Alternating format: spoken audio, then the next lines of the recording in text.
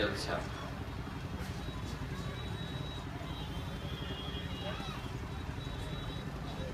मैं तो कोई मुकर्रर आदमी नहीं हूँ और जोर जोर से बोलना भी मुश्किल है। आप लोग गर्मी की इस दोपहर में इतनी देर तक बैठे हैं गर्मी में, तो मैं आपके सब्र का ज्यादा इम्तिहान नहीं लूंगा। कोशिश करूंगा कि मुखिया जी का जो 1 मिनट है ना,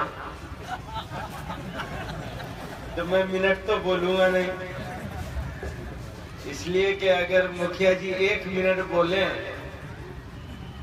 और 10 मिनट चलाएं, तो मैं 10 बोलूं तो 100 मिनट चलेगी गाड़ी। सुभान अल्लाह। अच्छा, जो मुझे कहना था सारी बात मुखिया जी ने कह दी, तो अब उसे दोहराने की तो जरूरत नहीं, लेकिन मस्जिद के बारे में जरूर बोलूंगा थोड़ा सा। मस्जिदें मुसलमानों की तहजीब की अलामत है। याद रखिए, हमारी इबादतगाह तो है ही है मस्जिद, अल्लाह का घर तो है ही है मस्जिद, लेकिन ये हमारी शनाख्त है, हमारी पहचान है, हमारी आइडेंटिटी है।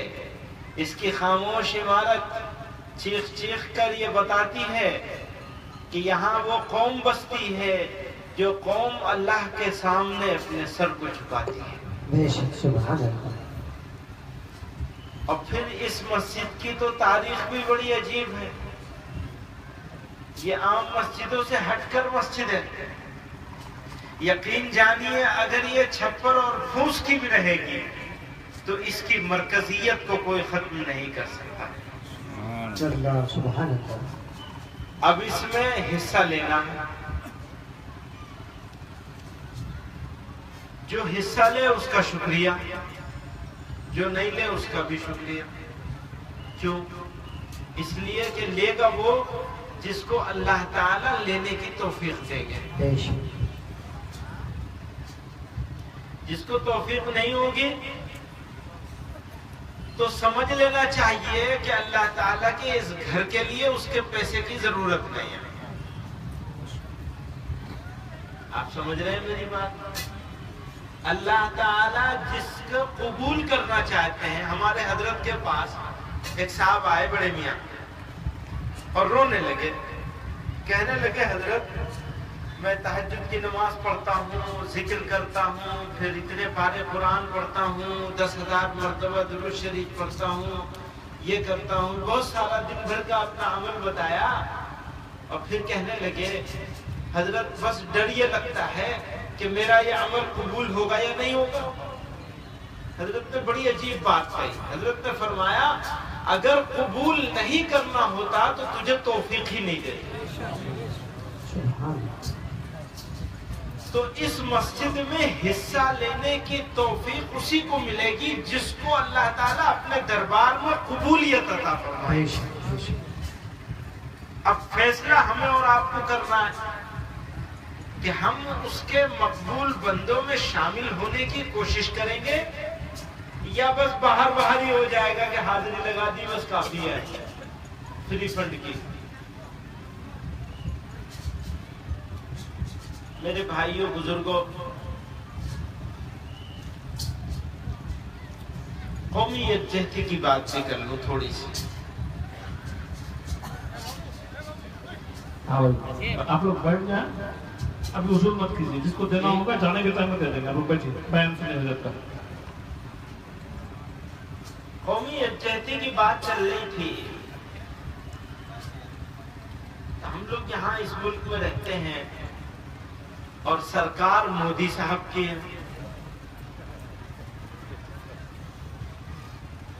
रास्ता बिहार रोके हुए है। आगे गद्दी से भी बिहार ही उतारेगा। इंशाअल्लाह। और सुन लो, गद्दी पे रहेंगे भी तो सुधर के रहेंगे, और नहीं सुधरेंगे तो ये मुल्क ऐसा अजीब मुल्क है, मुसलमानों की जरूरत नहीं है। इस मुल्क के बसने वाले लोग, मैं ये कहा करता हूं कि मेरा मुल्क अगर सेकुलर है तो किसी पॉलिटिकल पार्टी की वजह से नहीं है कि जदयू वाले, कांग्रेस वाले, फला वाले, आरजेडी वाले यूं समझने लगे कि सेकुलर हमने बना रखा है मुल्क। नहीं, ये मुल्क सेकुलर इस वजह से है कि इस मुल्क में बसने वाले लोग सेकुलर हैं, इंसाफ परस्त है। बेशक। एक बात और है, अंग्रेजी में कहते हैं गॉड फियरिंग, खुदा से डरने वाले लोग। उम्मूमन आप देखेंगे कि लोगों के दिलों में, चाहे किसी भी मजहब के मानने वाले हो, ऊपर वाले का ऊपर वाला नाराज ना हो जाए। वही जो कह रहे थे मुट्ठी भर लोग हैं, इतनी बड़ी आबादी, इतना बड़ा मुल्क, और मुट्ठी भर लोगों से हम डर जाएंगे? कोई नहीं डरा सकता। मुल्क हमारा है, हमारा वतन है, और हमने इस मुल्क को इख्तियार किया है। जरा सा पीछे जाएंगे तो आपको नजर आएगा क्या हो रहा था।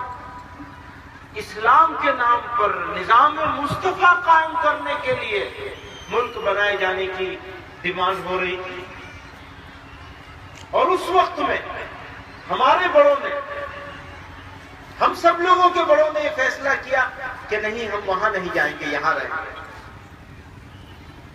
वहां रहेंगे जहां हमारी अक्सरियत नहीं है। हमने इस मुल्क को इख्तियार किया है। इसीलिए मैं कहता हूं, हम कोई बाई चांस इंडियन है, हम तो बाई चॉइस इंडियन है।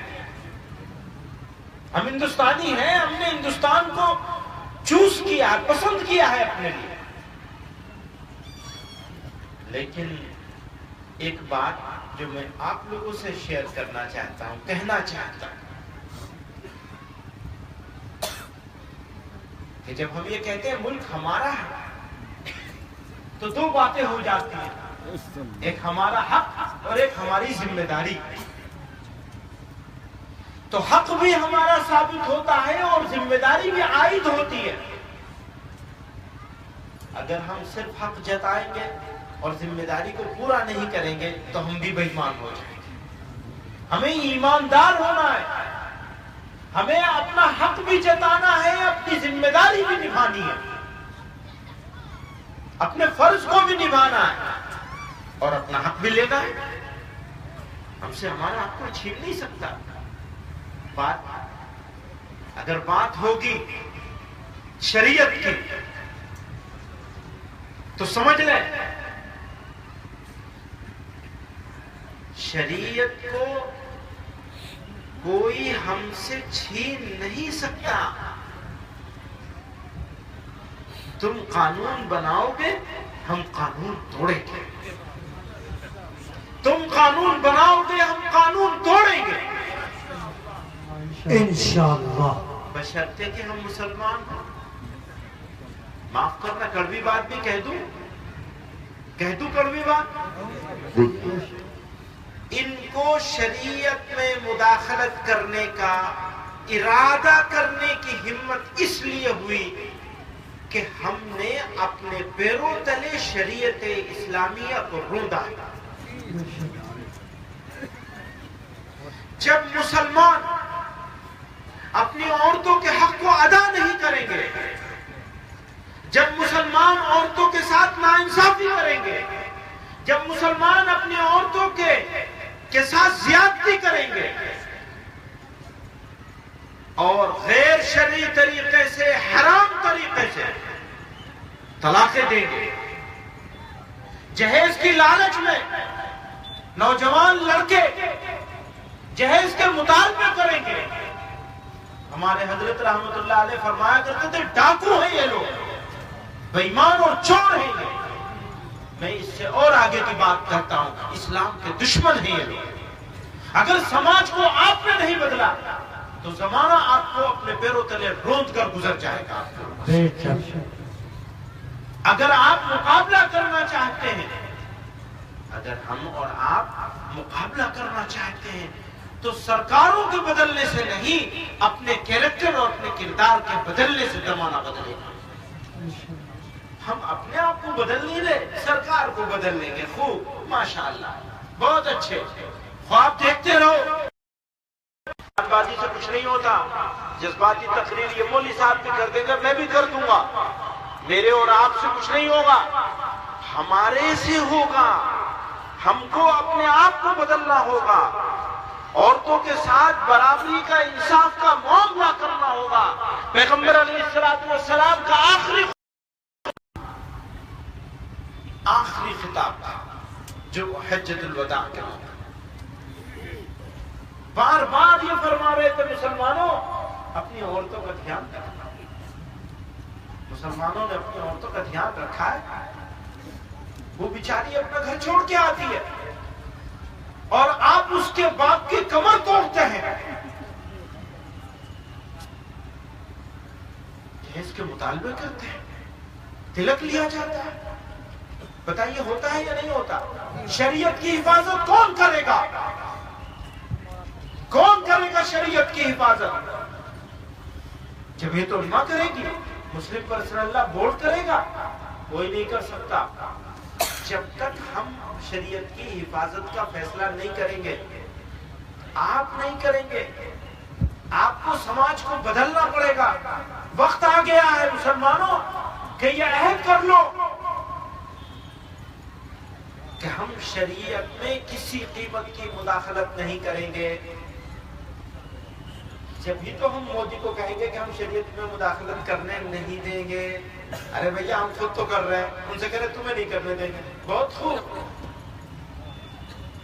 अपने आप तो तोड़ते रहेंगे और उनसे कहेंगे कि तुम मत घुसना। भैया बिल्ली जरूर घुसेगी, उसे बिल्ली को रोकना है तो हमें अपने आप को रोकना पड़ेगा।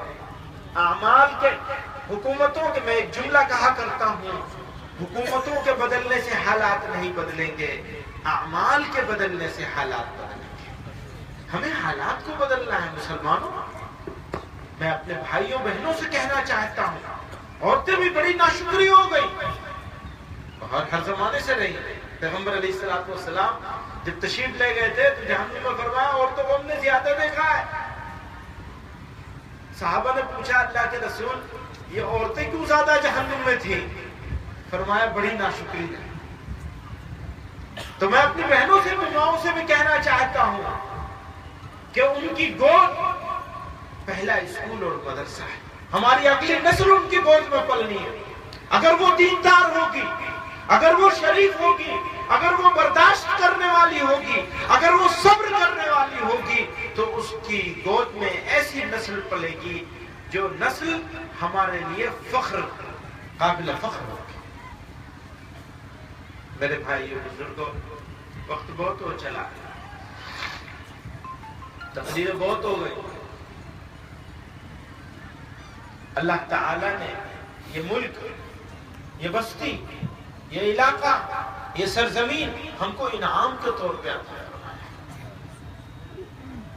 मैं आपसे कह देना चाहता हूं, इस पूरे इंडियन सब कॉन्टिनेंट में, पूरे बर्रे सगीर हिंद में जितने मुल्क हैं, उन सारे मुल्कों के मुसलमान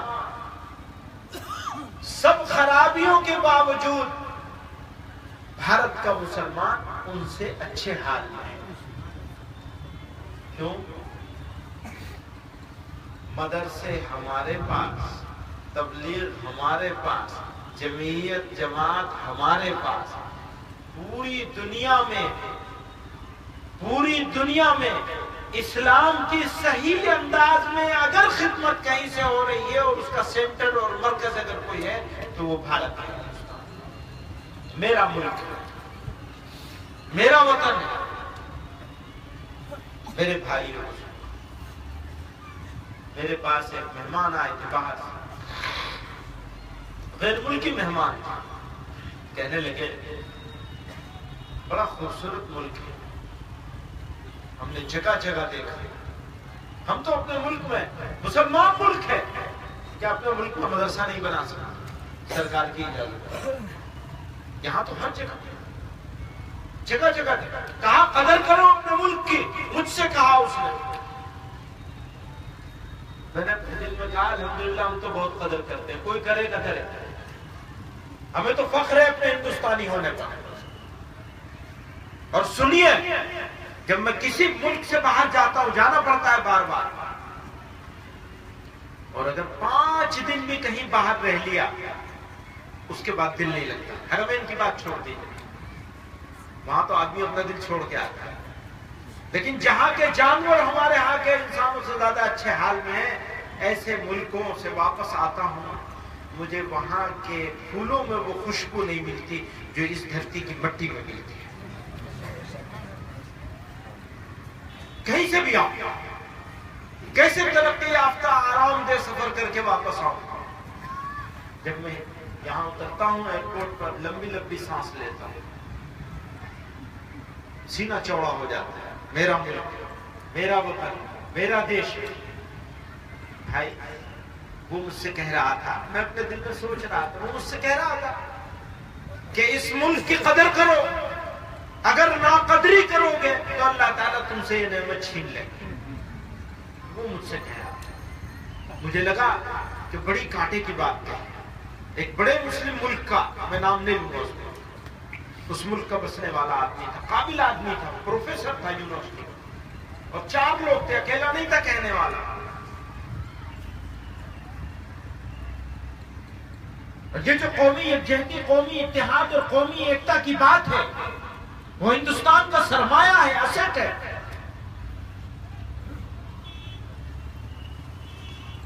अगर दोस्ती होगी, अगर अपनाइयत होगी, तो हमारी अच्छाइयां उनके पास जाएंगी। समझ लीजिए, इस्लाम दावत देता है अच्छाइयों की, रोकता है बुराइयों से, लेकिन दावत कैसे पहुंचेगी? दावत का मतलब समझते हो? ये मुखिया जी को अपने घर मुझे आज दोपहर में खाना खिलाना है, खिलाना है नहीं खिलाना है? अब खिलाने के लिए ये अगर मुझे अबे तबे से बोलने लगेंगे तो खाना खाऊंगा मैं इनके यहाँ? प्यार से कहेंगे तभी तो खाऊंगा भैया, प्यार से कहोगे तभी तो खाऊंगा। तो अच्छाइयों की दावत प्यार से पहुंचेगी या गुस्से से पहुंचेगी? मुसलमान का गुस्सा तो नाक में रहता है, भैया इसे उतार दो नीचे, नाक से उतार दो अपनी, क्योंकि तुम जिम्मेदार हो, तुम रिस्पॉन्सिबल हो, तुम्हारी ड्यूटी है बुराइयों की तरफ से रोकने की और अच्छाइयों का पैगाम पहुंचाने की।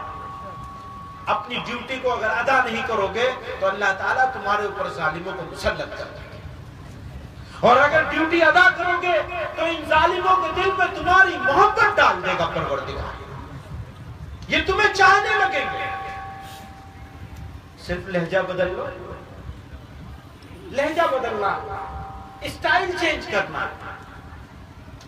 बादशाहत का जमाना गया और बादशाहों ने कुछ फायदा वायदा नहीं पहुंचाया मुसलमानों को। यहाँ जो मुसलमान नजर आ रहे हैं इस सरजमीन पर, यह औलिया अल्लाह की बरकत है, ख्वाजा निजामुद्दीन औलिया की बरकत है, उन अल्लाह वालों की बरकत है जो गांव गांव, गली गली, मोहल्ले मोहल्ले बैठ गए। यहाँ भी कोई पेशावर से आया था, आके बैठ गया, बेसरो सामान, न उसके पास हुकूमत थी, न सल्तनत थी, न डंडा था, न तलवार थी, न बंदूक थी, कोई चीज नहीं थी, बस ये तकिया शरीफ बन गया।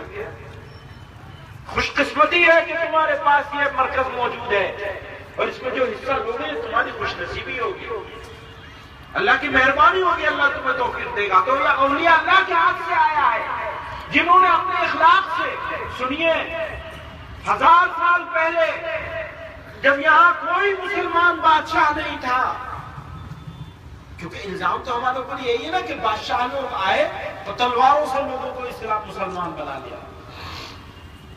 सुनिए, मैं नहीं कह रहा हूं वो जो जिस मस्जिद का मॉडल लेके मोदी साहब कहे थे केरला वाला मस्जिद को, वो पहली मस्जिद है भारत की, 1300 साल पहले बनी थी। किसने बनाई थी? और कौन आए थे वहां? बिजनेसमैन आए थे, तिजारत करने वाले आए थे, कारोबारी लोग। उसमें कश्ती में बैठकर यमन से मालिक बिन दीनार आए थे, और उनके अच्छे मामले की वजह से, मीठी जबान की वजह से, नरम गुफ्तगू की वजह से, ईमानदारी के मामले की वजह से लोग कहने लगे, अरे ऐसे अच्छे लोग हैं, हमें भी ऐसा अच्छा बन जाना चाहिए। अच्छा बनने के लिए क्या करना पड़ेगा? तो कलमा पढ़ लो। कलमा पढ़ लिया तो लड़ाई कुछ नहीं हुई। वो बादशाह राजा जो था, हिंदू राजा, वो भी ईमान ले आया, और वो मस्जिद उसने बनवाई। उसके तो 500 साल के बाद ही आए थे मुगल लोग और बाबर लोग और फला लोग और फला लोग। 500 साल पहले अल्लाह वालों के हाथ से अपने वक्त का राजा ईमान लेकर के आया था। एक आदमी थे, कमजोर सा आदमी था, अपने ऊंट बांध दिया। राजा खफा हो गया, कहने लगे, उठ यहां से, भाग यहां से, तेरे कपड़ों में से बदबू आ रही है, भाग जा यहां से। अच्छा जी, चला जाऊंगा। अपना ऊंट लेके चल दिए। अब राजा साहब अपने हाथी घोड़ों के साथ थे, उनके हाथी घोड़े बैठ गए। सारा लश्कर कह रहा है जी उठो, क्योंकि वो फकीर कह गया था, मैं तो उठ के जा रहा हूं, तुम उठ नहीं सकोगे यहां से, तुम नहीं उठोगे। तो उनके जो जितने क्या कहते हैं, हाथी थे और घोड़े थे और ऊंट थे, वो जमीन में जम गए। अरे वे उसे फकीर को पकड़ के लाओ। फकीर आने को तैयार नहीं, खुशामद दरामद करके फकीर को वापस लेकर के आए। वो तो बेचारा मोटे से कपड़े में आम सा आदमी, कहां राजा और कहां वो फकीर। अजीब, मेरे जानवर नहीं उठ रहे। कहने, तुमने मुझे उठा दिया, मैंने इन्हें बिठा दिया, अब तुम कहोगे तो मैं उठा दूंगा। कह दूंगा इनसे उठ जाओ, उठ जाएंगे। अजी कह दो जी। अच्छा, मेरे कहने से उठ जाएंगे, मेरा क्या होगा? कहने जी, तुम तो जो कहोगे सब करेंगे हम तुम्हारे लिए। भाई मैं इन्हें उठा दो, हमें पता तो चले कि कैसे उठाया जाता है, कैसे बिठाया जाता है। कहा, तुम्हारे पास भी अल्लाह ताला ये ताकत दे देंगे कि तुम जिसको चाहोगे उठाओगे, जिसको चाहोगे बिठाओगे। एक मर्तबा मानने वाले तो हो जाओ। कह दिया जी उठ जाओ, तो सब उठ गए। बस दिलों की दुनिया बदल गई। लाखों लोग जिस रास्ते से गुजरते थे, और सुनिए मामला क्या किया था। जब जाकर बैठे थे ना छोटी सी अजमेर की बस्ती में, दस्तरखान खोल दिया। कहा, दस्तरखान बिछा दो लंबा सा। अब फकीर आदमी के दस्तरखान पे क्या होगा? मुसलमान फकीर का गोश्त नहीं आएगा इसमें। क्यों नहीं आएगा? गोश्त क्यों नहीं आएगा? हिकमत देखिए, गोश्त क्यों नहीं आएगा? कहना, यहां हमारे भाई लोग भी आके खाना खाएंगे, जो लोग गोश्त नहीं खाते, जिनको गोश्त से उलझन है, तो मेरे दस्तरखान पर गोश्त कभी नहीं आएगा।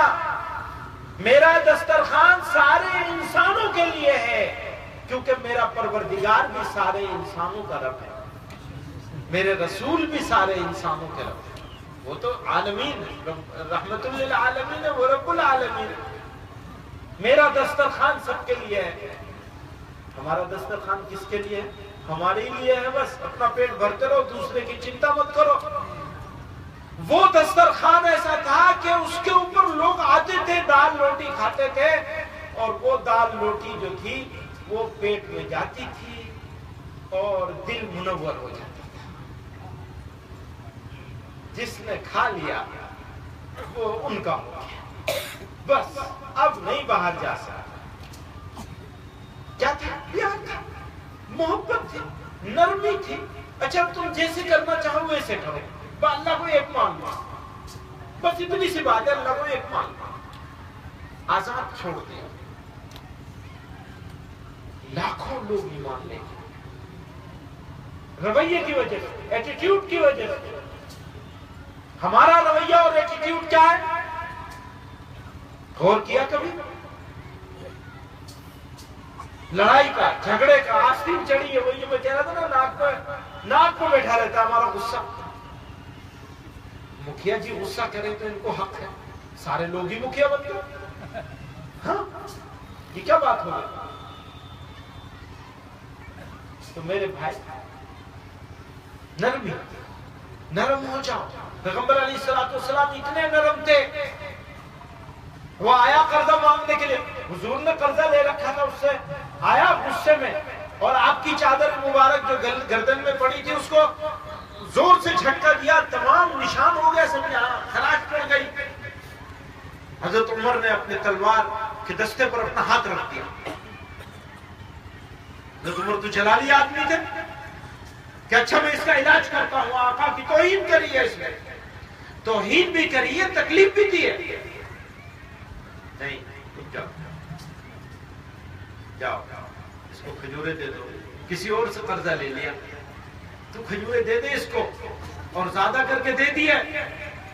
ज्यादा किस बात के लिए दिया जा रहा है? ये जो तुमने खराज डाली है, बेइज्जती तौहीन करी है, इसके बदले में तुम्हें ज्यादा दूंगा, कम नहीं। अब नाम तो उनका लेते हैं और साइकिल से ठोकर लग जाए तो अबे तबे पे चल जाते हैं, अरे भाई माफी मांग लो। नहीं, उसकी गलती, अरे भाई उसकी गलती है, तब भी तुम माफी मांग के बात को खत्म कर सकते हो? नहीं खत्म कर सकते। अरे आपने तो अपने पास था नहीं, तब दूसरे से कर्ज लेकर खजूरें दी थी उसको, और ज्यादा दी थी जितना हक बनता था उससे। और कहां से लाओगे मिसालें?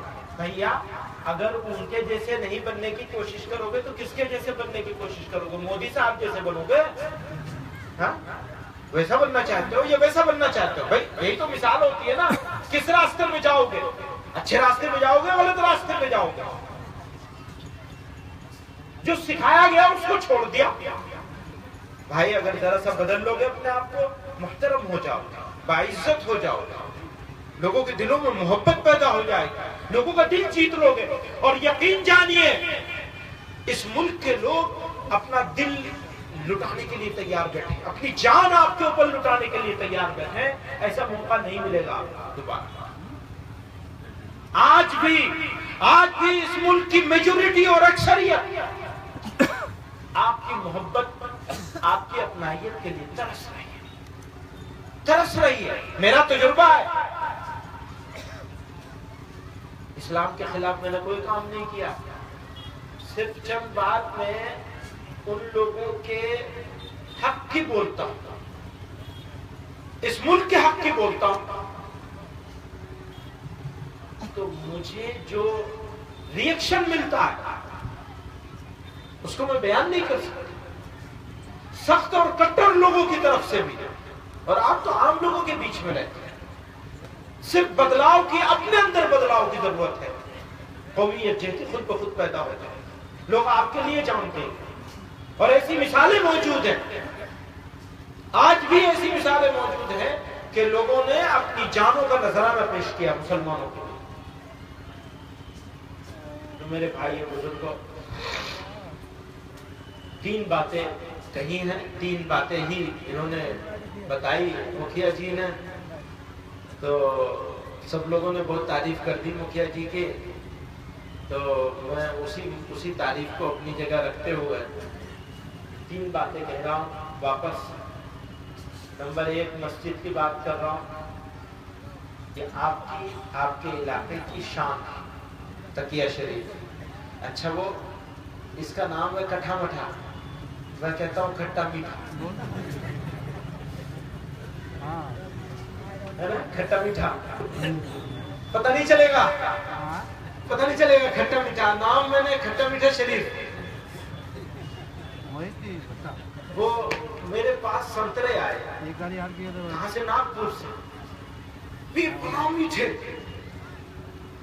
अब वो एक संतरा खाया, दूसरा खाया, फिर मजा आना बंद हो गया। तो सोच रहा भाई अच्छा क्यों नहीं लग रहा है, मालूम ये वो जरूरत से ज्यादा मीठा है, हमें खट्टा मीठा चाहिए। खट्टा मीठा होगा तो ज्यादा मजेदार होता है संतरा। तो तो ये भी ऐसी खट्टा मीठा है ना? कट्ठा मीठा नहीं है, खट्टा मीठा है, जो आपको बहुत पसंद आता है। हाँ पसंद है। तकिया शरीफ है यहाँ पे, तो आप लोग इसको पूरी ताकत से, हम तो यूं चाहते हैं कि इसी मजमे से आज फैसला हो जाए कि बस अब इसको बना के दम लेंगे, पीछे तभी देखेंगे इंशाअल्लाह। इंशाअल्लाह। वाखिर दावाना अनिल हम्दुलिल्लाहि रब्बिल आलमीन।